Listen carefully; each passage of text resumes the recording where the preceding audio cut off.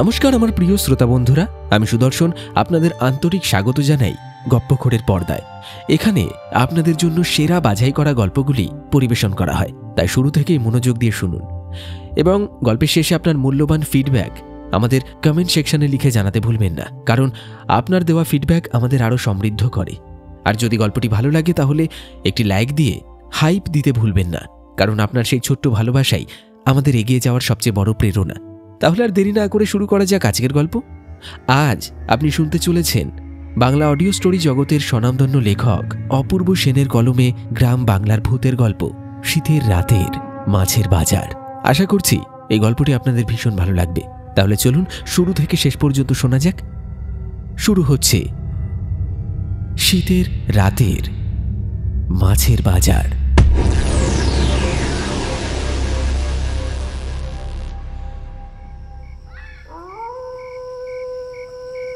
পৌষের হাড় কাঁপানো শীত যাকে বলে, সেবার ঠিক তেমনই কামড় বসিয়েছিল। সূর্য ডুবলেই হিমেল হাওয়া যেন দাঁত নখ বের করে ঝাঁপিয়ে পড়ত। রাত বাড়ার সাথে সাথে গ্রাম বাংলা তার শেষ সলতেটুকু নিভিয়ে দিত, তারপর লেপ কাঁধার তলায় গুটিয়ে নিত নিজেকে। চারিদিক নিস্তব্ধ আর নিঝুম, কেবল থেকে থেকে উত্তরের হাওয়ার শোঁশো শব্দ আর তালগাছের পাতায় লেগে থাকা কুয়াশা ঝরে পড়ার টুপটাপ আওয়াজ। এই জমাট বাঁধা শীতের রাতেও ব্যতিক্রম শুধু একটাই, গ্রামের মোড়ের এই মনাদার চায়ের দোকানটা। টিমটিমে হারিকেনের আলোয় চালের ধোঁয়া ওঠা মাটির ভাঁড় আর কেরোসিন স্টোভের ভসভস শব্দ, এইটুকু যেন গোটা গ্রামের প্রাণটা ধরে রেখেছে। আজও তার ব্যতিক্রম হয়নি। রাত তখন 9টা ছুঁই। ওপারের বাজারটা পুরোপুরি নিভে গেছে। সারাদিনের কোলাহল শেষে এখন সেখানে অন্ধকার থমথম করছে। কেবল দুটো মাছের দোকানের সামনে থেকে একটা আষ্টে গন্ধ ভেসে আসছে, যা এই কনকনে ঠান্ডাতেও জানান দিচ্ছে তাদের অস্তিত্বের। এই বাজারেই মনাদার দোকানটাই যা একটু রাত অবধি খোলা থাকে, নয়তো 7টা-8টার মধ্যে সব একেবারে ভোঁ ভাটা। দোকানের ভেতর বেঞ্চের ওপর চাদর মাফলার জড়িয়ে আসর জমিয়েছে গ্রামের জনা কয়েক। মদনদা এক মনে চা বানাতে বানাতে হঠাৎ কালুর দিকে তাকিয়ে প্রশ্ন ছুঁড়ে দিল, কি রে কালু, এবছর গাছে হাঁড়ি বেঁধেছিস নাকি? কালু তখন বিড়িতে একটা লম্বা টান দিচ্ছিল। ধোঁয়া ছেড়ে বলল, হবে না আবার, আজকেই তো বাঁকা দিঘির পাড়ের ওই যে এক পেয়ে খেজুর গাছটায় হাঁড়ি বেঁধে এলাম। যা জাঁকালো শীত পড়েছে, কাল সকালে রস জমে একেবারে ক্ষীর। ভোরে মাল তুলে সোজা হাট, আর খানিকটা বউকে দেব, গুড় জ্বালাবে। আড্ডার সকলেই তখন এই রসালো আলোচনায় একেবারে মশগুল। ঠিক তখনই দোকানের সামনে একটা ছায়ামূর্তি এসে দাঁড়ালো। খদ্দরের চাদর মুড়ি দিয়ে মাথায় উলের টুপি আর ধুতি পরিহিত এক বৃদ্ধ, জগৎ চরণ দাস। এই মানুষটিকে গ্রামের ছোট বড় সকলেই সমীহ করে চলে। না, শুধু বয়সের জন্য নয়, মানুষটার গুছিয়ে কথা বলার ধরনের জন্যই সকলে তাকে এত মান্যগণ্য করে। একটা জীবনে কি না করেছে, ভরা যৌবনে কখনো নদীতে জাল ফেলে মাছ ধরা, কখনো বেতের ঝুড়ি বুনে হাটে বিক্রি করা, আবার কখনো বা শান্তিপুরি তাঁতের শাড়ি কাঁধে ফেলে গ্রামান্তরে ফেরি করা। জীবনের ভাঁড়ারটা বিচিত্র অভিজ্ঞতায় ঠাসা। তাই জগৎ জ্যাঠা যখন কথা বলেন, বাকিরা চুপ করে শোনে। বৃদ্ধকে দেখে দোকানে উপস্থিত সকলেই একটু নড়ে চড়ে বসল। মনাদাই প্রথমে কথা বলল, আরে জগৎ দাস যে, এসো এসো, ব্যাপার কি বলো দেখিনি, কদিন ধরে তোমার যে কোনো বার্তাই নেই। জগৎচরণ একটা দীর্ঘ শ্বাস ফেলে বেঞ্চের একপাশে বসতে বসতে বললেন,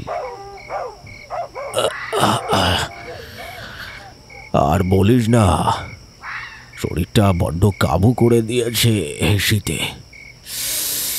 সেই পুরনো হাড়ের জোর তো আর নেই, বুঝলি? বয়সটাকে তো মানতে হবে নাকি? কালু তৎক্ষণাৎ বলে উঠল, চিন্তা নেই জ্যাঠা, কাল সকালে এক ভাঁড় টাটকা খেজুরের রস দিয়ে আসবো, খাবে। দেখবে শরীর একেবারে চাঙ্গা হয়ে গেছে।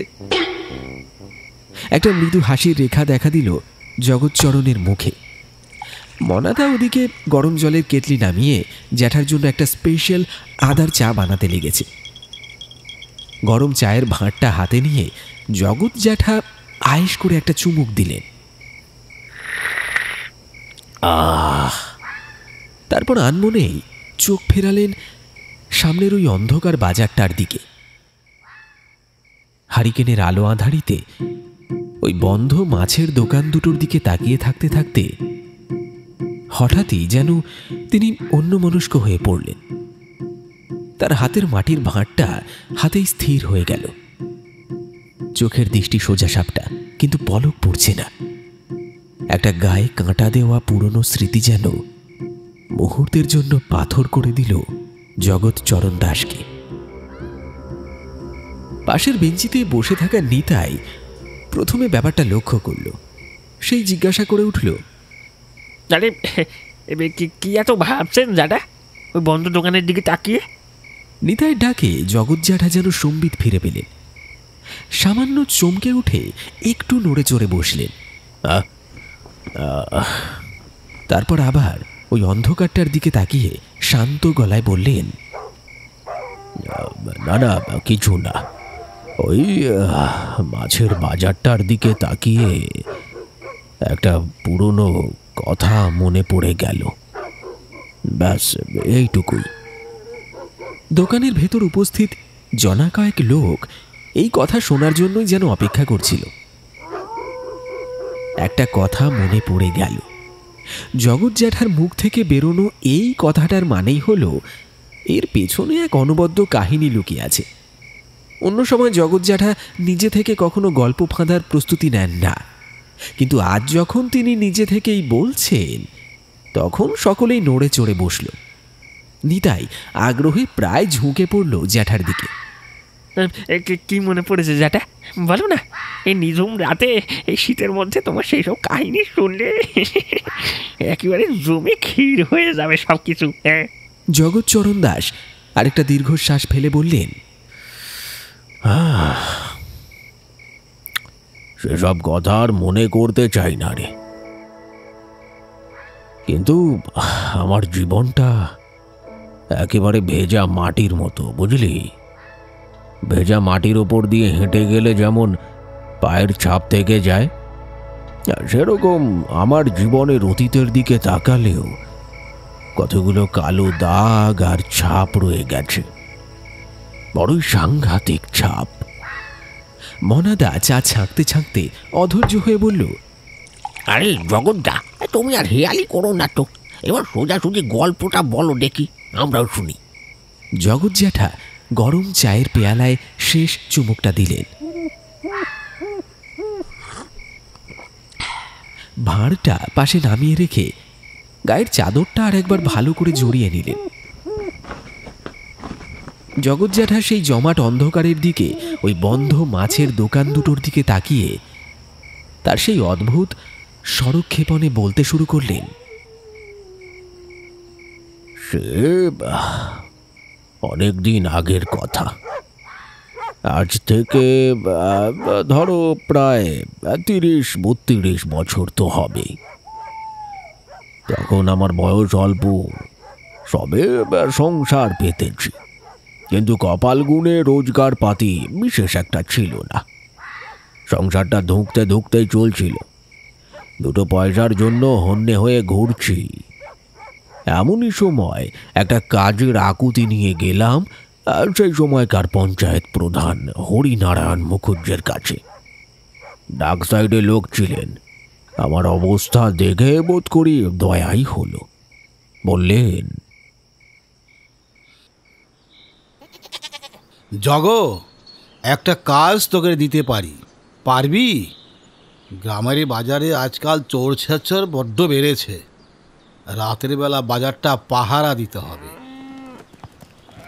দোকানের লোকজনের সঙ্গে কথা বলে নিয়েছি, তুইও কথা বলে নিস। তারা যে যার মতো 2-5 টাকা যা দেয়, মাস গেলে সেটাই তোর লাভ। আমি তো হাতে চাঁদ পেলাম। এই বাজারেই তখন পাহারা দিতাম। তবে বাজারের এই চেহারা তখন ছিল না, এত সব দোকানপাট বসেনি। মনার এই চায়ের দোকানটাও ছিল না। দোকান বলতে ছিল ওই কোণের মাছের বাজারটা, আর এই দুই একটা ছোটোখাটো চপের দোকান, দুই একটা মুদিখানা, কয়েকটা কাপড়ের দোকান, ব্যাস। এখন তো গ্রামে গ্রামে বিজলি বাতি, তখন বিদ্যুতের আলো পৌঁছায়নি এসব অঞ্চলে। অমাবস্যার রাতে ঘুটঘুটে অন্ধকারে নিজেরই হাত পা ঠাউর হতো না। পঞ্চায়েত প্রধানের কথায় বাজার পাহারার কাজটা জুটে গেল। মাস গেলে সব মিলিয়ে 100 টাকা উপরি পাওনা হয়ে যেত। তাছাড়াও কেউ কেউ কখনো টাকার বদলে আনাজপাতি, কেউ বা মাছ মাংস দিয়ে দিত, আমার তাতেই চলে যেত। আমার ডিউটি ছিল দুটো, সারা রাত এই বাজার পাহারা দিতাম, আর পরদিন দুপুরবেলা ফুরসত পেলেই নদীতে জাল ফেলতে বেরিয়ে পড়তাম। এইভাবেই চলছিল জীবিকা। মুখুজ্জেবাবু আমাকে একটা বাঁশি, একটা তেল মাখানো মোটা লাঠি দিয়েছিলেন। বারবার বলে দিয়েছিলেন,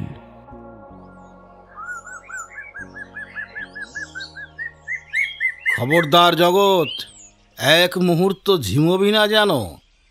কানে তুলো দিয়ে ঘুমোলে কিন্তু চলবে না। চোর ছাচররা বড় শেয়ানা হয়েছে।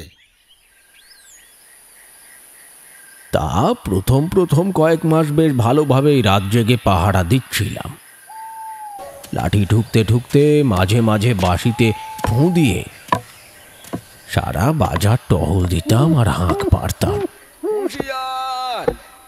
সাবধান! এই পাহারা দিতে দিতেই একটা ব্যাপার লক্ষ্য করলাম। রাত 9টা বাজতে না বাজতেই সব দোকানপাট বন্ধ হয়ে যেত, বাজার একেবারে নিঝুম।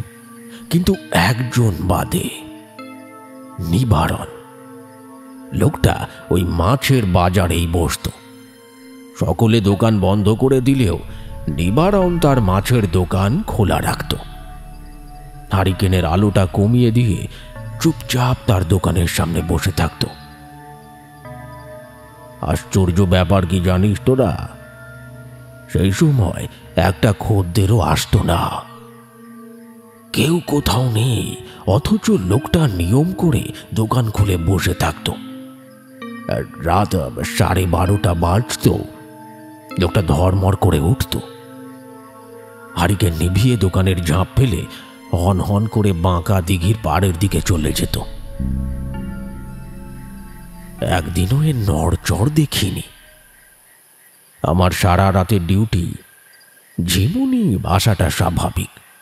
তাই আমি কি করে গেলাম জানিস? একটা অ্যালুমিনিয়ামের পুরনো কড়াই, একটু চা পাতা আর গুড় সঙ্গে করে আনতাম। একটা দোকানের বারান্দায় দুটো ইট পেতে আর শুকনো কাঠ জ্বালিয়ে একটা চুলোর মতো ব্যবস্থা করেছিলাম। মাঝে মাঝে চা ফুটিয়ে খেতাম, তাতে শীতটাও পালাতো আর ঝিমুনিটাও আসতো না। ওই নিবারণের ব্যাপারটা আমার মাথায় একেবারে পোকার মতো কিলবিল করতে লাগলো। রাত বিরেতে লোকটা কার জন্য মাছ নিয়ে বসে থাকে। একদিন আর থাকতে না পেরে আমার ওই টহলদারির সময়েই গেলাম লোকটার কাছে। জিজ্ঞেস করলাম, এত রাতেও দোকান খোলা? খদ্দের তো সব ঘুমে কাদা গো। তোরা ভাবতেও পারবি না, লোকটা আমার কথার কোনো জবাব দিল না।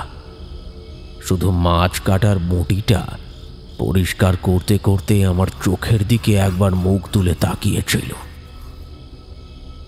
সে কি দৃষ্টি, সে তোদের বোঝাতে পারবো না।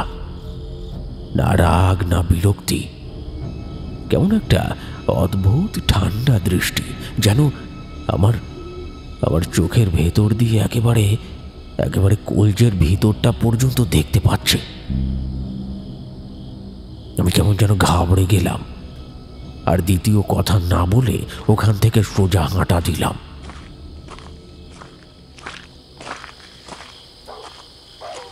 কিন্তু কৌতূহল আমার গেল না, বরং আরো চেপে বসল। বুঝলাম সোজা আঙুলে ঘি উঠবে না।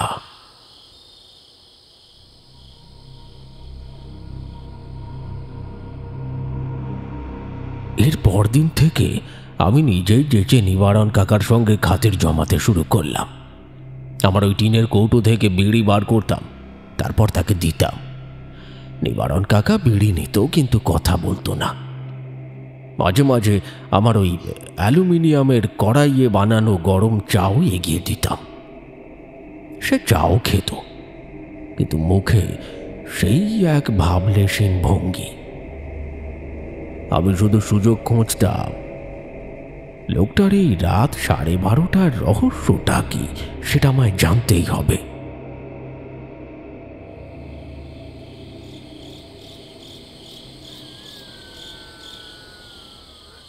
মনাদার দোকানের বেঞ্চিতে বসে থাকা জগৎ জ্যাঠা যেন সম্পূর্ণ ডুবে গেলেন সেই 30 বছর আগের রাতে।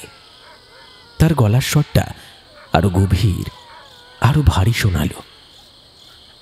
এইরকমই একটা শীতের রাত ছিল সেবার। চারিদিকে কি বলবো তোদের, যেন কুয়াশার চাদর নয়, কেউ যেন একটা আস্ত লেপ ফেলে দিয়ে গেছে। কনকনে ঠান্ডায় রক্ত হিম হয়ে যাওয়ার জোগাড়। রাস্তার কুকুরগুলো পর্যন্ত সব গুটি সুটি মেরে খড়ের গাদার নিচে বা ওই পাটকাঠির বেড়ার আড়ালে একেবারে সেঁধিয়ে গেছে। আমার ডিউটি শুরু হতো রাত 8টার পর থেকে। বাড়ি থেকে পান্তা যা জুটত তাই খেয়ে 2টো চটের বস্তা বগলে চেপে বেরোতাম। সঙ্গে আমার সেই সর্ষের তেলে মাখানো মোটা বাঁশের লাঠিটা, একটা হারিকেনের বাতি আর গলায় ঝোলানো বাঁশি। নিয়মিত যেরকম আসি, সেই দিনও ঠিক সেইভাবেই বাজারে এসে উপস্থিত হলাম। দেখলাম রোজকার মতন সমস্ত দোকানপাট বন্ধ, ঘুটঘুটে অন্ধকার। শুধু নিবারণ কাকার দোকানটাই খোলা, হারিকেনের শিখাটা কমানো। লোকটা মাটির দিকে তাকিয়ে বসে বসে ঝিমুচ্ছে। তোদের তো আগেই বলেছি, ইদানিং রাত 12:30টা পর্যন্ত নিবারণ কাকার সঙ্গে গল্প গুজব করেই আমার সময়টা ভালোই কেটে যাচ্ছিল। আজও সোজা তার দোকানের সামনে গিয়ে হাজির হলাম।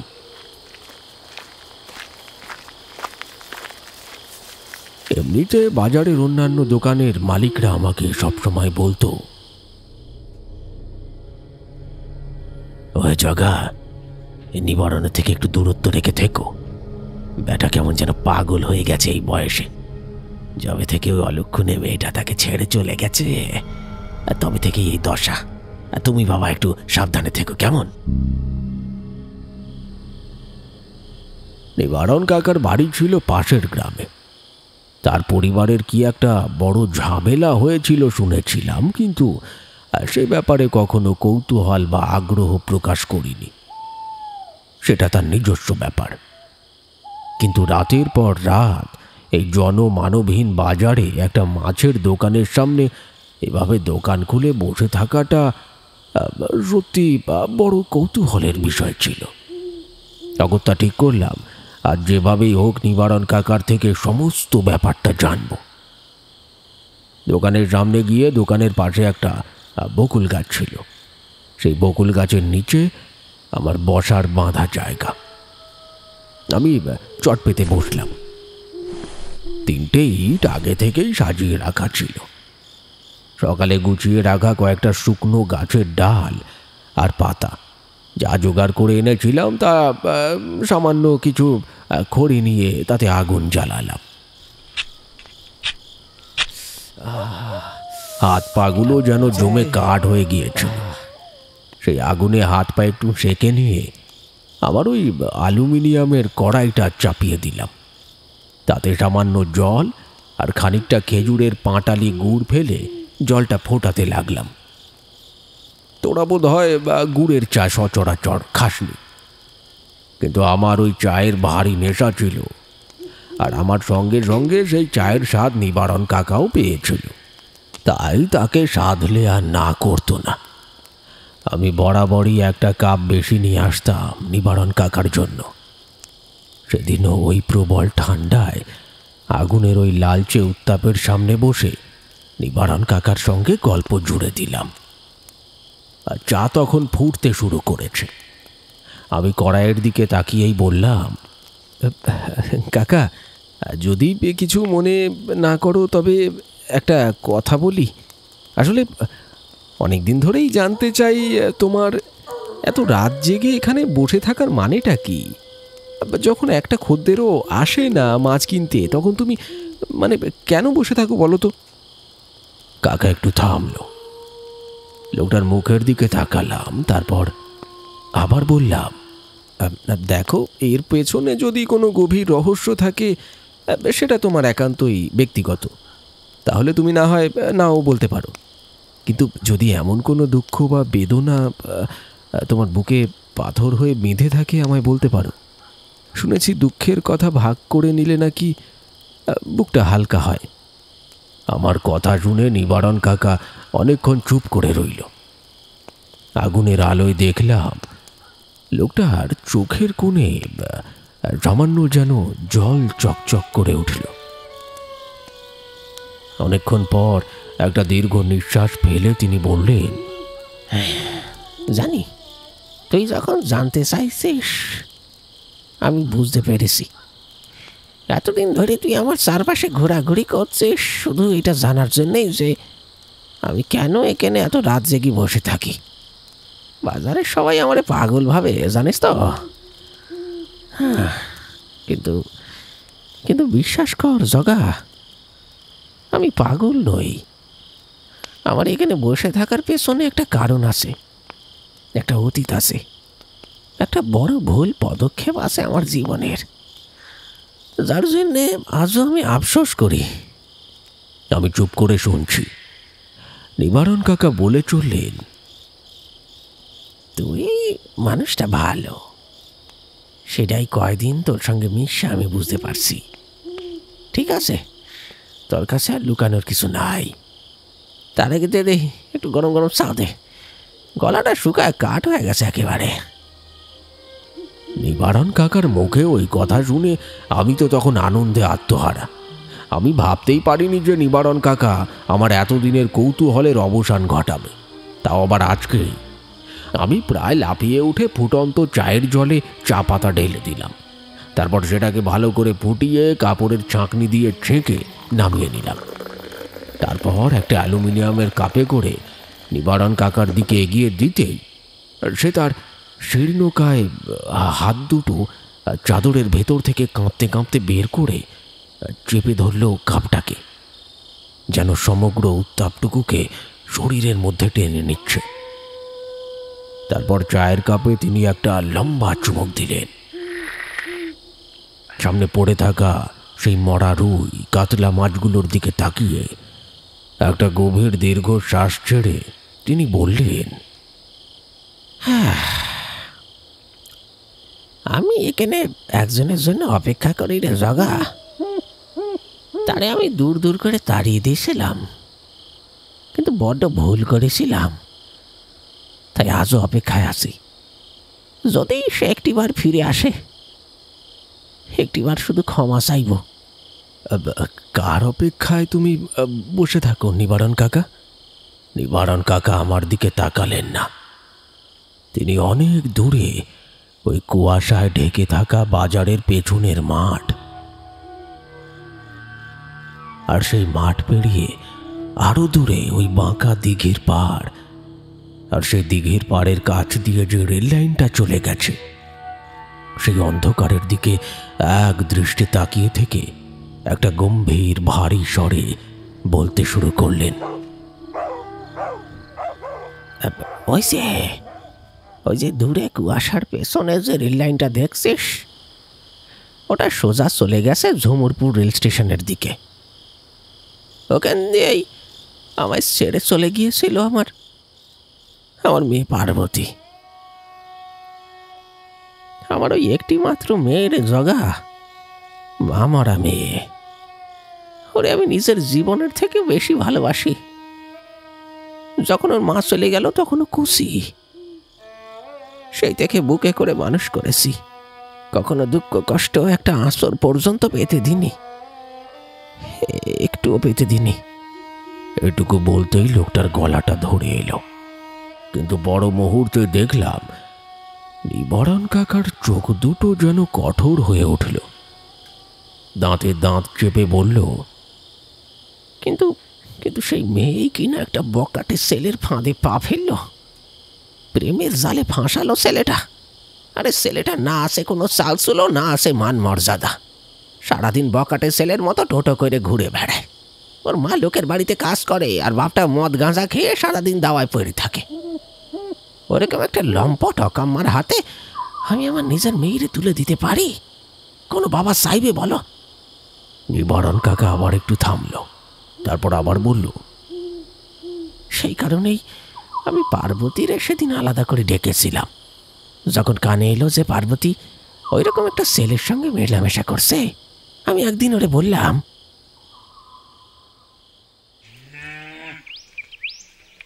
দেখ পার্বতী, ওই ছেলেটা কিন্তু ভালো নয়। কি আছে ওর কাছে বলতো? একটা পয়সা রোজগারের ক্ষমতা নেই। ওই মদমাতালের ছেলের সংসারে গিয়ে তুই কি করবি বল দেখিনি? না খাইতে পেয়ে শুকিয়ে মরবি। কিন্তু জানি জগা, আমার কথাগুলো শুনে তোদের মনে হয়তো হচ্ছে আমি বড্ড বেশি হিসেবি, কিন্তু যেদিন বাবা হবি সেদিন বুঝবি। তো আমার কথা শুনে পার্বতী সেদিন চোখ নিচু করে বলল,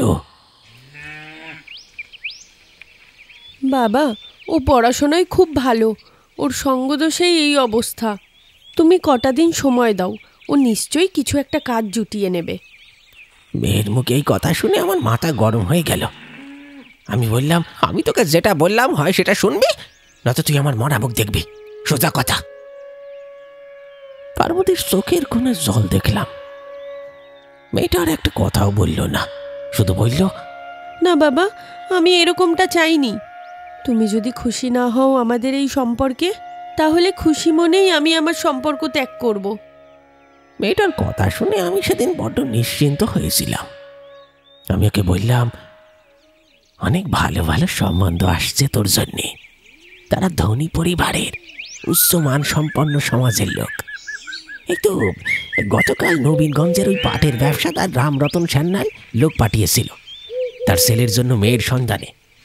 আমার সঙ্গে কথাও হয়েছে, এখন তুই রাজি থাকলে তাদেরকে কালকে আসতে বলি। পার্বতীর চোখের জল মুছে বলল, নিশ্চয়ই, তাদের আমন্ত্রণ করো বাবা।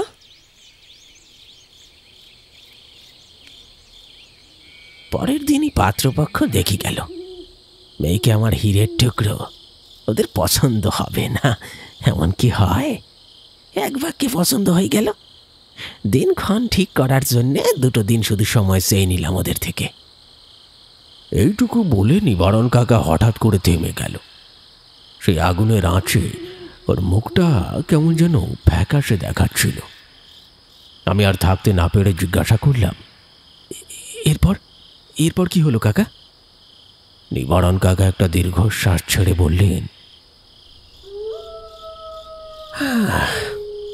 লম্পট ছেলেটা, ওই লম্পট ছেলেটা আমার মেয়েটারে ভুল বুঝিয়ে ফুসলিয়ে সঙ্গে করে নিয়ে রাতের বেলায় পালিয়ে গেল। পরদিন সকালে যখন সব জানলাম, তখন আমি পাগলের মতো ছুটতে শুরু করলাম। অনেক খোঁজ খবর করেছি। খুঁজতে খুঁজতে যখন ওই জমুরপুর রেল স্টেশনের কাছে এসে পৌঁছলাম, তখন সবে ভোরের আলো পড়তে শুরু করেছে। দেখলাম ওই কয়লার ইঞ্জিনের ট্রেনটা স্টেশনে ঢুকছে। আমি নিজের চোখে দেখলাম ওই হতভাগা ছেলেটা আমার আমার মেয়েটারে সঙ্গে করে নিয়ে ওই ট্রেনে উঠে চলে গেল। যাওয়ার সময় একটিবারও আমার দিকে ফিরে তাকালো না রে জগা, আমার দিকে ফিরে তাকালো না। একটিবার কথা বলতে বলতে নিবারণ কাকা হাউ হাউ করে কেঁদে ফেলল। বড্ড ভুল করে ফেলেছি। বোধহয় সেই দিন মেয়েটার কথা মেনে নিলেই ভালো হতো। অন্তত মেয়েটা আমার ছেড়ে চলে যেত না। দুবেলা চোখে দেখতে পেতাম আমার চোখের মনিটারে। আমি তখন স্তব্ধ হয়ে বসে আছি। আমার গলার স্বরও কেমন যেন ভারী হয়ে এলো। আমি বললাম, তার মানে আপনি আজও শুধুমাত্র আপনার মেয়ে পার্বতীর জন্য এখানে এত রাত করে অপেক্ষা করে থাকেন? নিবারণ কাকা চোখের জল মুছতে মুছতে বলল, একদমই ঠিকই ধরেছিস। রাত 12টা নাগাদ ঝুমুরপুরের ওই শেষ ট্রেনটা লাইনের উপর দিয়ে যায়। আজও আমি ওই পার্বতীর অপেক্ষায় বসে থাকি। যদি সে আসে, যদি আমার ভুলটা সে বুঝতে পারে, একটিবার ফিরে আসে আমার কাছে। ও আচ্ছা, এবার বুঝতে পারলাম। কি আর করবেন বলুন, সবই কপাল। তবে আমার মন বলছে আপনার এই অপেক্ষা বিফলে যাবে না। আপনি দেখবেন ঠিক একদিন আপনার মেয়ে আপনার কাছে ফিরে এসেছে।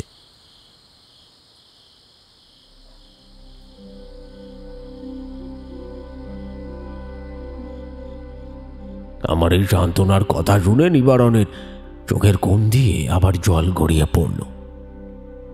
সেদিনের সেই দৃশ্যটা আজও আমার স্পষ্ট মনে আছে। এইবার জগৎ জ্যাঠা চায়ের কাপটা নামিয়ে রাখলেন। তারপর আবার বললেন, নিবারণের বলা ঘটনাগুলো সেদিন আমি যেমনটা শুনেছিলাম তেমনটা হলেই বোধহয় ভালো হতো, কিন্তু সময় আমার জন্য অন্য কিছু দেখানোর অপেক্ষায় ছিল, একটা ভয়ানক কিছু। এই কথা শুনে মনাদার চায়ের দোকানে উপস্থিত সকলেই যেন একটা বরফের চাদরে ঢেকে গেল। সবাই থমথমে করে চুপচাপ হয়ে জগৎ জ্যাঠার কথা শুনছে। জগৎ জ্যাঠা বলে চললেন,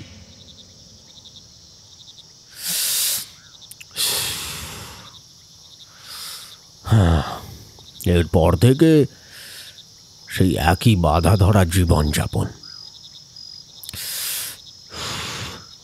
প্রতিদিন রাত 12:30 পর্যন্ত নিবারণ কাকার সঙ্গে ওই গুড়ের চা খাওয়া, গল্পগুজব করা, আর তারপর লাঠি ঢুকে বাজার পাহারা দেওয়া। নিবারণ কাকার ওই দুঃখের কাহিনী শোনার পর থেকে লোকটার উপর কেমন যেন একটা মায়া পড়ে গিয়েছিল, কিন্তু আমি স্বপ্নেও কল্পনা করিনি যে এত তাড়াতাড়ি সেই দিনটা আমাকে দেখতে হবে। সেই দিনটা ছিল এমনই এক অমাবস্যার ঘুটঘুটে অন্ধকার রাত। শীত বিদায় নিয়েছে, ফাল্গুন মাস পড়তে চলেছে, বসন্তের আগমন আর কি। তবু এই গ্রামগঞ্জের ফাঁকা মাঠে রাতের বেলাতেও মাটির গা থেকে ওঠা একটা হালকা কুয়াশার চাদর উড়ে বেড়াতে দেখা যায়। রাত তখন 12টা পেরিয়েছে। হারিকেনের মৃদু আলোয় নিবারণ কাকা সেদিন দোকানে বসে বসে ঝিমোচ্ছিলেন। রোজকার মতো ঠিক রাত 12টা নাগাদ রেল লাইন দিয়ে ঝুমুরপুরের সেই শেষ ট্রেনটা যাওয়ার শব্দ পাওয়া গেল।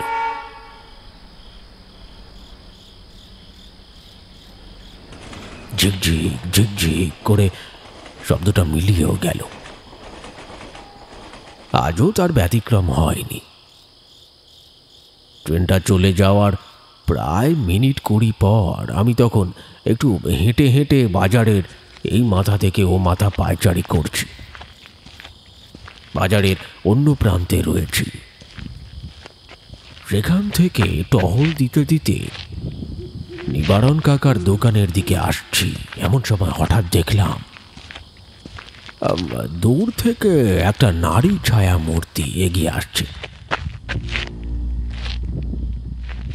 যেন ওই হালকা কুয়াশার পর্দা চিড়ে একেবারে নিঃশব্দে সামনের দিকে হেঁটে আসছে, সোজা সোজা নিবারণ কাকার দোকানের দিকে। আমার বুকের ভেতরটা এমন ধড়াস করে উঠল যে আমার লাঠিটা প্রায় হাত থেকে পড়ে যাচ্ছিল। আমি তড়িঘড়ি সতর্ক হয়ে সজাগ হয়ে একটা বড় দোকানের শক্ত খুঁটির আড়ালে চুপ করে দাঁড়িয়ে পড়লাম। তারপর দেখতে লাগলাম ব্যাপারটা কি। ছায়ামূর্তিটা ধীরে ধীরে নিবারণ কাকার দোকানের সামনে এসেই দাঁড়ালো। নিবারণ কাকা তখনও ঝিমোচ্ছিল। এবার যেন কিছু একটা হয়েছে বুঝতে পেরে ধীরে ধীরে মুখ তুলে চাইল। আর মুখ তুলে চাইতে ছায়ামূর্তিটা যেন থমকে গেল, পাথর হয়ে গেল। এক মুহূর্ত, তারপর 2 মুহূর্ত। আমি দেখলাম নিবারণ কাকা বেশ কয়েক মিনিট ধরে পলক না ফেলে শুধুমাত্র সেই নারী মূর্তির মুখের দিকে তাকিয়ে রইল। আমার কৌতূহল তখন চরমে। আমি আর ওই খুঁটির আড়ালে থাকতে পারলাম না। 2 পা এগিয়ে গিয়ে একটা বড় অশ্বত্থ গাছের আড়ালে নিজেকে ঢেকে নিলাম। এখান থেকে আরেকটু স্পষ্ট দেখা যাচ্ছে। দেখলাম হারিকেনের ওই কাঁপা আলোয় নিবারণ কাকার চোখ দিয়ে টপ টপ করে জল গড়িয়ে পড়ছে। ঠোঁট দুটো কাঁপছে। তিনি যেন কিছু একটা বলছেন ওই ছায়া মূর্তিকে উদ্দেশ্য করে, ফিসফিস করে। কিন্তু এত দূর থেকে স্পষ্টভাবে আমার কানে সে শব্দটা আসছিল না। তাই আমি আরেকটু এগিয়ে সামনে ওই বন্ধ মুদিখানা দোকানটার দেয়ালের পেছনে গা ঢাকা দিলাম। আর এবার দেখলাম ওই মেয়েটি তার ফর্সা হাতটা তুলে ইশারা করে নিবারণ কাকাকে তার সঙ্গে আসতে বলছে। আর নিবারণ কাকা এক মুহূর্ত দ্বিধা করল না, যেন এই ইশারার জন্যেই এত যুগ ধরে অপেক্ষা করছিল। তড়িঘড়ি তার বঁটি, মাছ, বাটখারা আর খেরোর খাতা সমস্ত কিছু সব ওখানেই ফেলে রেখে দোকানের বাইরে বেরিয়ে এলো। হারিকেনের আলোটা তখন মেয়েটির পিঠের ওপর পড়েছে। শাড়ি পরা, যেমনটা কাকা বলেছিলেন ঠিক তেমনটাই ফর্সা গায়ের রং, মাথায় এক ঢাল কোঁকড়ানো চুল। একটা অপূর্ব, কি বলবো তোদের, অভূতপূর্ব নারীর শরীরের গঠন। আমি এক লহমায় বুঝলাম এ নিশ্চয়ই নিবারণ কাকার সেই মেয়ে পার্বতী। আজ এতগুলো বছর পর বাবার কাছে ফিরে এসেছে। কিন্তু আমার মনে খটকা লাগলো, মেয়েটা নিবারণ কাকাকে এই গভীর রাতে, এই অমাবস্যার অন্ধকারে সঙ্গে করে কোথায় নিয়ে যাচ্ছে। বুকের ভেতরটা কেমন যেন খচখচ করে উঠল।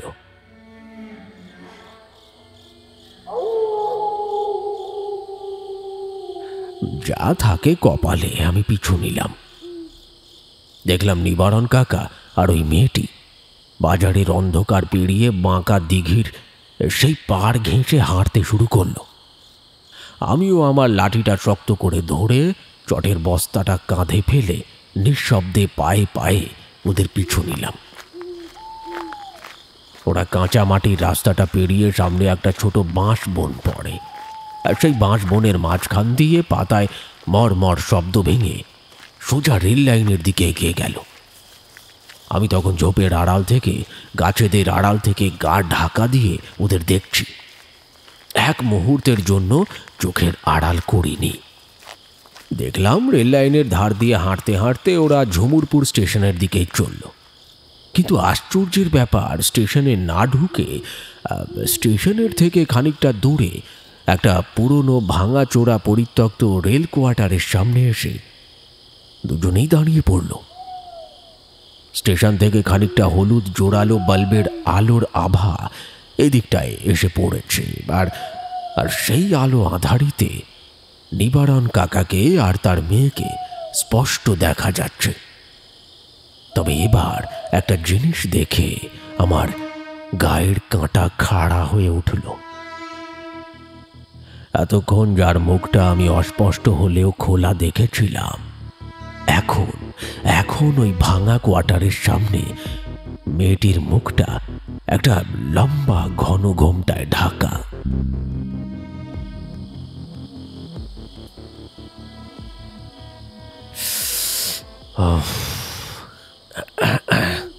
জগৎ জ্যাঠা তার বিড়িটা মাটিতে ফেলে চটি দিয়ে পিষে দিলেন। মনাদার দোকানে প্রত্যেকে যেন নিঃশ্বাস নিতে ভুলে গেছে। তিনি বললেন, আমি তখন ওই ভাঙা কোয়ার্টারের দেয়ালের আড়ালে কাঠ হয়ে দাঁড়িয়ে আছি। আমার চোখের সামনে ওই হলদেটে আলো আঁধারিতে নিবারণ কাকা, আর তার সামনে ওই ঘোমটা দেওয়া মূর্তিটা একেবারে স্থির আর নিশ্চল।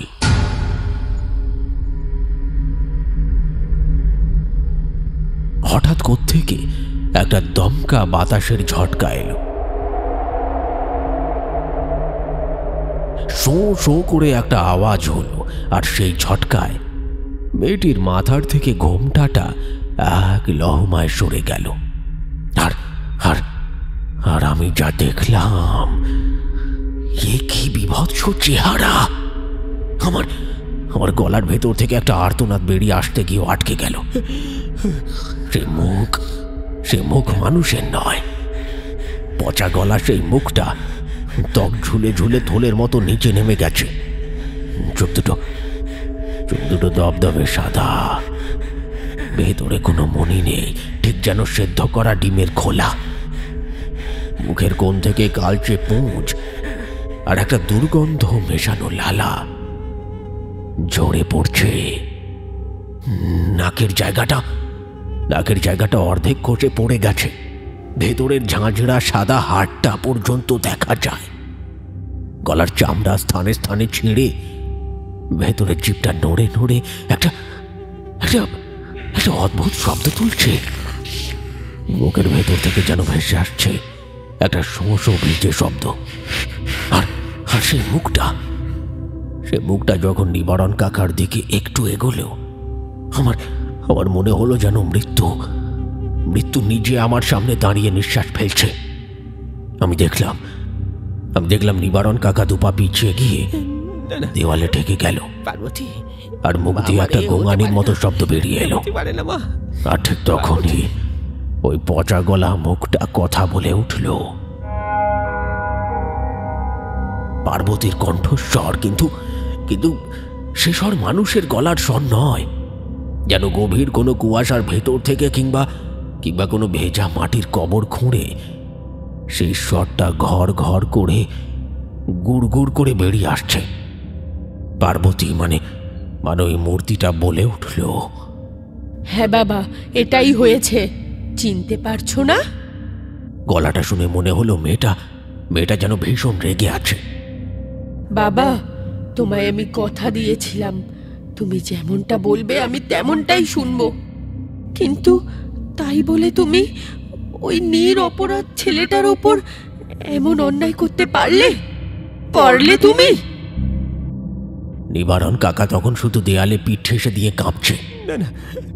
ওই মূর্তিটা, ওই পার্বতী আবার বলে উঠল, পার্বতী, মনে পড়ে সেই দিনের রাতের কথা?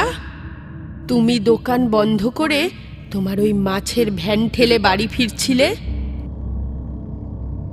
তোমার ভ্যানের ওপর মাছের ঝুড়ির পাশে রাখা ছিল সেই ধারালো বটিটা। পথে ওই বাঁকা দিঘির মোড়ে তোমার সাথে দেখা হয়েছিল রতনের। ওকে আমি সব কথা বলেছিলাম। হাজার কষ্ট হলেও সে আমার কথা অমান্য করেনি। আমার জীবন থেকে সে অনেক দূরে চলে যাওয়ার জন্য রাজিও হয়েছিল। কিন্তু তুমি সেই রাতে একটা মহাপাপ করে বসলে। তুমি ঠিকই খবর পেয়েছিলে যে রতন কৃষ্ণনগরে পুতুল বানানো শিখতে যাচ্ছে। ইদানিং ওর হাতের কাজ ভালো হচ্ছে, আর এই খবরটা তোমার কানেও পৌঁছেছিল। আর সেই রাতেই তুমি সুযোগ বুঝে ওকে। পার্বতীর ওই ঘরের স্বরটা রাগে যেন ফেটে পড়ছিল। কি বলেছিলে ওকে, মনে আছে? এই হারামজাদা লম্পটের বাচ্চা, তোর সাহস কি করে হয় আমার মেয়ের দিকে চোখ তুলে তাকানোর? হ্যাঁ, ওই স্বপ্ন দেখা আমি তোর চিরকালের জন্য ভুলিয়ে দিচ্ছি। দাঁড়া, ওই হাত দিয়ে অনেক পুতুল বানানোর কাজ শিখেছিস শুনলাম। হ্যাঁ, কি ভেবেছিস? ওই সামান্য কটা মাটির পুতুল বানিয়ে আমার মেয়েকে তুই সুখে রাখবি? কই কই কই দেখি দেখি, তোর হাত দুটো দেখি দেখি।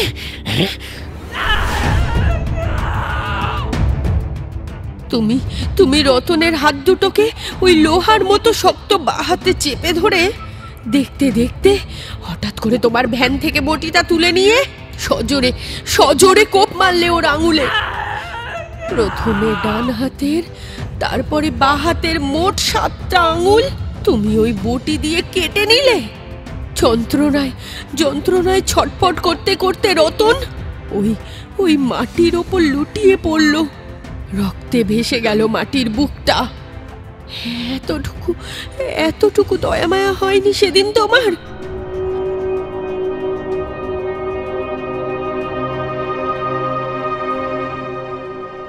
রতন ওই কাটা হাত নিয়ে ছুটে পালিয়েছিল, মনে আছে তো? সোজা আমার কাছে এসেছিল, সব সব কথা আমায় বলেছিল। তাই আমারও মনেও জেদ চেপে গিয়েছিল, তোমার কথা আর শুনবো না। কোনো মতে ওই ক্ষতস্থানে আমার শাড়ির আঁচল ছিঁড়ে বেঁধে আমরা দুজন বেরিয়ে গিয়েছিলাম বাড়ি থেকে। আর তুমি তুমি বাড়িতে এসে আমাদেরকে খুঁজে না পেয়ে তন্ন তন্ন করে খুঁজতে লাগলে, কিন্তু কাউকে কিচ্ছু জানাওনি। ব্যাপারটা তুমি চেপে গেলে, কারণ অন্যায়টা পাপটা তুমি করেছিলে। গ্রামের লোকেদের ভুল বোঝালে যে তোমার মেয়ে এক বকাটে ছেলের সাথে পালিয়ে গেছে, কিন্তু কেন কেন সে চলে গেছে সেটা আর কাউকে জানালে না। আমি রতনকে নিয়ে ওই ঝুমুরপুরের শেষ ট্রেনটা ধরে শহরের দিকে রওনা দিলাম। কিন্তু কিন্তু এটুকু বলতে বলতে আমি দেখলাম ওই সাদা মণিবিহীন পচা চোখের কোণ দিয়েও যেন এক ফোঁটা টলটলে জল গড়িয়ে পড়ল। আমি আমি আমার নিজের চোখকে বিশ্বাস করতে পারছিলাম না। পার্বতী আবার বলল,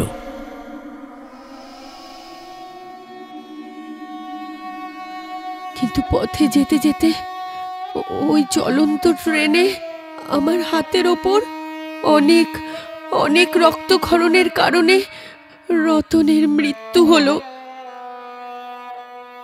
একটা হিমশীতল অমানবিক দুঃখ যেন ওই ভাঙা কোয়ার্টারের বাতাসকে এক মুহূর্তে জমিয়ে দিল। তাই আমি ঠিক করলাম, যখন সবকিছু শেষ হয়ে গেছে তখন নিজেকে আর বাঁচিয়ে রাখবো না। রতনের মৃতদেহটাকে দুহাতে আঁকড়ে ধরে আমি ওই দুরন্ত গতিতে ছুটতে থাকা ট্রেন থেকে ঝাঁপ দিয়ে নিচে পড়লাম।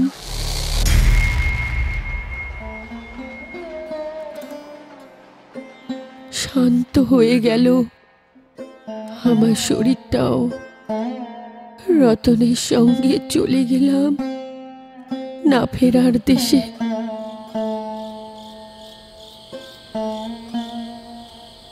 আমি দেখলাম আমার চোখের আড়ালে নিবারণ কাকা তখন ওই ভাঙা দেওয়ালটাতে পিঠ ঘষটাতে ভয়ে মাটিতে বসে পড়ল। তার মুখ দিয়ে একটা অমানুষিক গোঙানির মতো স্বর বেরোচ্ছে তখন। আমায় ক্ষমা করে দে মা, আমি অন্যায় করেছি জানি। সেই অন্যায়ের জ্বালা, সেই পাপ আজও আমি মুখে চেপে নিয়ে ঘুরে বেড়াচ্ছি শুধু তোর আশায়। কিন্তু তোকে যে এইভাবে দেখতে হবে তা কখনো আমি কল্পনা করিনি মা। বিশ্বাস কর আমি ভেবেছিলাম তুই একদিন ঠিক ফিরে আসবি, আমার কাছে ফিরে আসবি, আমি তোর পায়ে ধরে ক্ষমা চাইব। তাই আজও রাত 12টার পরে আমি ওই মাছের দোকানে একা বসে থাকি, শুধু তোর আশায়। পার্বতীর সেই পচা বিভৎস মুখটা এক চুলও নড়ল না, এক ফোঁটাও ভাবান্তর হলো না। সেই ঘরে কবরখানার শটটা আবার বেঁচে উঠল।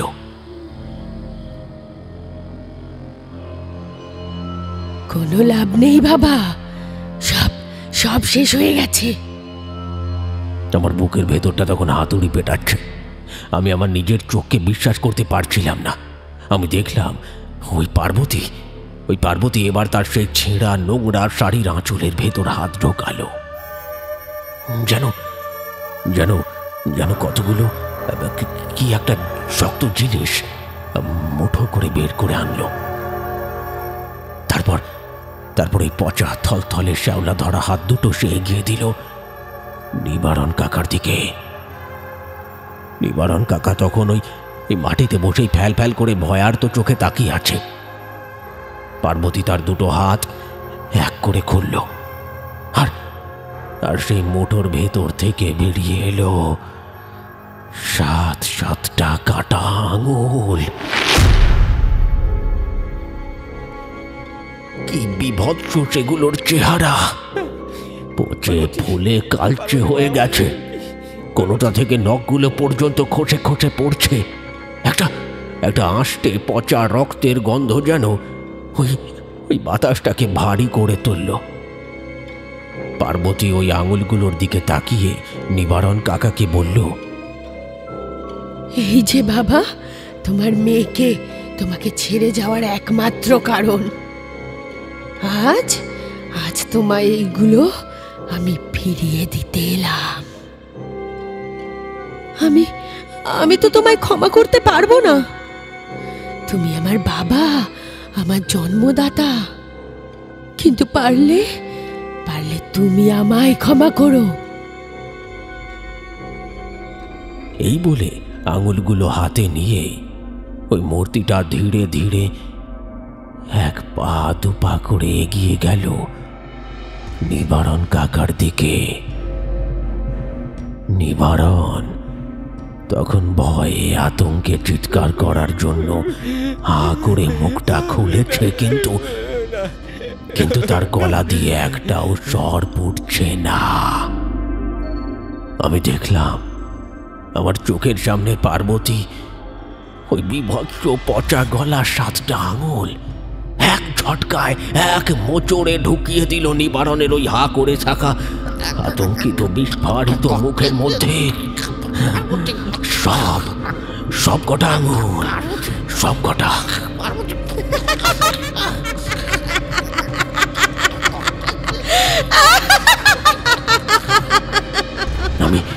আমি আর দাঁড়িয়ে থাকতে পারলাম না রে। আমার সারা শরীর ঠক ঠক ঠক ঠক করে কাঁপতে কাঁপতে আমি ধপ করে ঝোপের আড়ালে মাটির উপর বসে পড়লাম। আমার চোখের কোল দিয়ে গরম জল গড়িয়ে আসছে। ভয়ে আতঙ্কে আমার দম বন্ধ হয়ে আসছিল। চোখের সামনে ওইটুকুই যা দেখতে পেলাম, পার্বতীর সেই ভয়ানক আবছা মূর্তিটা ধীরে ধীরে পেছনের ওই ঝোপ জঙ্গলের অন্ধকারের দিকে মিলিয়ে যেতে যেতে হঠাৎ এক নিমেষে গায়েব হয়ে গেল।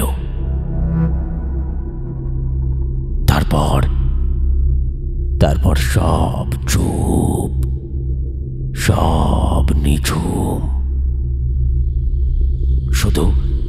শুধু ওই ভাঙা কোয়ার্টারের সামনে নিবারণ কাকা মাটির উপর উপুর হয়ে হাউমাউ করে কাঁদছিল।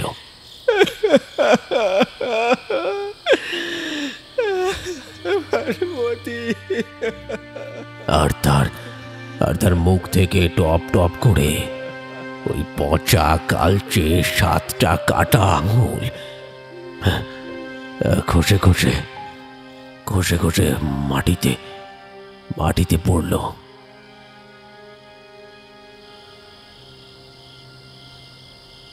জগৎ জ্যাঠার শটটা তখন গভীর ক্লান্তিতে বুঝে এসেছে। তিনি মনাদার দোকানের সেই টিমটিমে হ্যারিকেনের দিকে এক দৃষ্টে তাকিয়ে রইলেন। তারপর বললেন, সেই ঘটনার পরদিন পেটের দায়ে আমাকে আবার সেই বাজারে পাহারায় যেতে হয়েছিল। গিয়েছিলাম, কিন্তু বুকটা সেই ভাঙা কোয়ার্টারের কাছেই যেন ফেলে এসেছিলাম। সেদিন একটা আশ্চর্য ব্যাপার দেখলাম। নিবারণ কাকা দোকানে এসেছে, মাছ সাজিয়েছে, কিন্তু লোকটা কেমন যেন চুপচাপ, একটাও কথা নেই মুখে। রাত 8টা বাজতে না বাজতেই দেখলাম নিবারণ কাকা তড়িঘড়ি তার দোকানপত্র গুছিয়ে বাড়ি যাওয়ার জন্য প্রস্তুতি নিচ্ছে। আমি আর বিশেষ একটা কিছু জিজ্ঞাসা করলাম না, পারলাম না। আগের দিন রাতের সেই বিভীষিকা, সেই পচা আঙুল, সেই বীভৎস মুখ, সেটা আর তাকে মনে করিয়ে দিয়ে নতুন করে বিভ্রান্ত করতে চাইলাম না। লোকটা যেন এক রাতেই 10 বছর বুড়ো হয়ে গেছে। আমি আমার মতো লাঠিটা হাতে নিয়ে দোকানের পাশ কাটিয়ে টহল দিতে লাগলাম। নিবারণ কাকা তার হাত ভ্যানটা গুছিয়ে সেই অন্ধকার রাতের মধ্যে কোনো কথা না বলে একাই চলে গেল। সেদিন সেই প্রথম ওই অন্ধকার বাজারে পড়ে রইলাম, শুধু আমি একা। তোরা জানিস, জীবনে অনেক শ্মশান মশান ঘেঁটেছি, ভয় ডর আমার কোনো কালেই ছিল না। কিন্তু সে রাতে জীবনের প্রথম আমি ভয় পেয়েছিলাম। মনে হচ্ছিল এই বুঝি ওই বাঁকা দিঘির পাড় থেকে কুয়াশার সেই চাদরটা ঠেলে ওই ছায়া মূর্তিটা আবার ফিরে আসবে।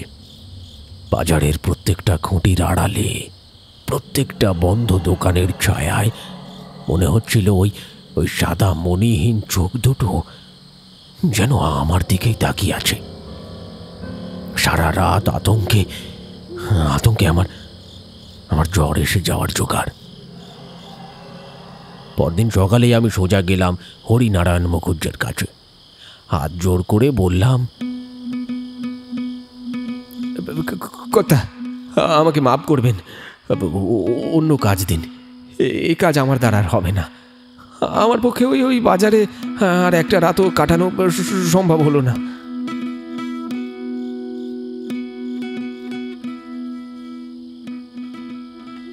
মনাদার চায়ের দোকানে তখন পিন পড়লেও শব্দ শোনা যায়। নিতাই, কালু আর অন্য সবাই ফ্যাল ফ্যাল করে তাকিয়ে আছে জগৎ জ্যাঠার মুখের দিকে। দোকানের বাইরে সেই পৌষের কনকনে হাওয়া যেন আরো বেশি করে শো শো শব্দ তুলছে। জগৎ জ্যাঠা একটা লম্বা দীর্ঘ নিঃশ্বাস ফেললেন, তারপর যেন বুকের থেকে 30 বছরের একটা ভারী পাথর নামিয়ে রাখলেন। হঠাৎ তিনি মনাদার দিকে তাকালেন। আরে তোর কত টাকা হয়েছে রে মনা? মনাদা যেন ঘোরের মধ্যে থেকে জেগে উঠল। তার নিজেরই গলাটা শুকিয়ে গেছে। কাঁপা কাঁপা গলায় বলল, আগে তোমার ওই শুধু 5টা টাকা হয়েছে। জগৎ জ্যাঠা আর একটাও কথা বললেন না। ধুতিটা সামান্য তুলে ধুতির খুঁট থেকে একটা 5 টাকার কয়েন বার করে মনার দিকে বাড়িয়ে দিলেন। তারপর গায়ের খদ্দরের চাদরটা আর একটু ভালো করে মাথায় আর কানে জড়িয়ে তিনি বেঞ্চি থেকে উঠে দাঁড়ালেন। তারপর দোকান থেকে ধীর পায়ে বেরিয়ে গেলেন।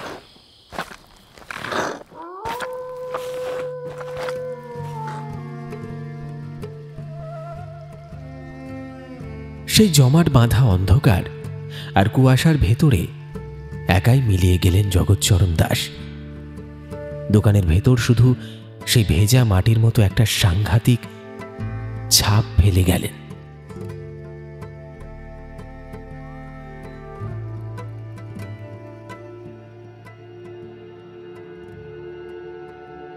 শুনছিলেন শীতের রাতের মাছের বাজার। আমাদের আজকের নিবেদনের এই গল্পটি আপনার কেমন লাগলো অবশ্যই কমেন্ট সেকশনে লিখে জানাতে ভুলবেন না। যদি আজ আপনি মনোযোগ সহকারে সম্পূর্ণ গল্পটি শুনে থাকেন, তাহলে আজও প্রত্যেকবারের মতো আপনার জন্য থাকছে একটি বিশেষ প্রশ্ন। আচ্ছা বলুন তো, আমাদের আজকের গল্পে পার্বতীর জন্য যে বাড়ি থেকে সম্বন্ধ এসেছিল, সেই বাড়ির কর্তা রামরতন সান্যালের কিসের ব্যবসা ছিল? প্রশ্নের সঠিক উত্তর আপনার সম্পূর্ণ নামের সঙ্গে কমেন্ট সেকশনে লিখে জানাতে ভুলবেন না। তাহলে চলুন একবার ঝটপট দেখে নিই আমাদের গত এপিসোডে কারা কারা সঠিক উত্তর লিখে কমেন্ট করেছিলেন। আমাদের গত এপিসোডে প্রশ্নটি ছিল, গেনু বিশ্বাসের ভুতুড়ে চায়ের দোকান এই গল্পের চরিত্র গেনু বিশ্বাস যখন নদীতে বান এসেছিল তখন কয় বস্তা ধান দোতলায় নিয়ে গিয়েছিলেন? এই প্রশ্নের সঠিক উত্তর হবে 4 বস্তা, কারণ তিনি প্রথমেই 3 বস্তা নিয়ে ওপরে গিয়েছিলেন এবং 4 নম্বর বস্তাটা দোতলায় যখন নিয়ে যান তখন গ্রামে বাঁধ ভাঙা জল আসতে দেখেছিলেন। আপনাদের মধ্যে থেকে বেশিরভাগ মানুষই এই গল্পের প্রশ্নের সঠিক উত্তর না দিয়ে 3 বস্তা ধান লিখে ভুল উত্তর দিয়েছেন। তবে তার মধ্যে থেকেও কয়েকজন সঠিক উত্তর লিখেছেন, তাদের নাম ঘোষণা করছি। সঠিক উত্তর লিখেছেন সন্দীপ কোলে, মোকারিম মোল্লা, গোলাম রাসুল, পাপাই দে, রাহুল মোল্লা, রাখি চ্যাটার্জি এবং অরুণ কুমার দোলই। যারা আমাদের গল্পগুলি নিয়মিত শুনছেন এবং গল্পে থাকা প্রশ্নের উত্তর দিচ্ছেন, তাদের প্রত্যেককে অনেক অনেক ধন্যবাদ জানাই আমাদের সঙ্গে জুড়ে থাকার জন্য। এইভাবেই সঙ্গে থাকুন আর আগামীতে শুনতে থাকুন আরও হাড়হিম করা একের পর এক গ্রাম বাংলার ভূতের গল্প। তাহলে চলুন আজকের মতো বিদায় নেওয়া যাক। আবার দেখা হবে একটা টান টান উত্তেজনায় পরিপূর্ণ রোমাঞ্চকর গ্রাম বাংলার ভূতের গল্পের সাথে আগামী এপিসোডে। ততক্ষণের জন্য সবাই খুব ভালো থাকবেন, সুস্থ থাকবেন। ধন্যবাদ।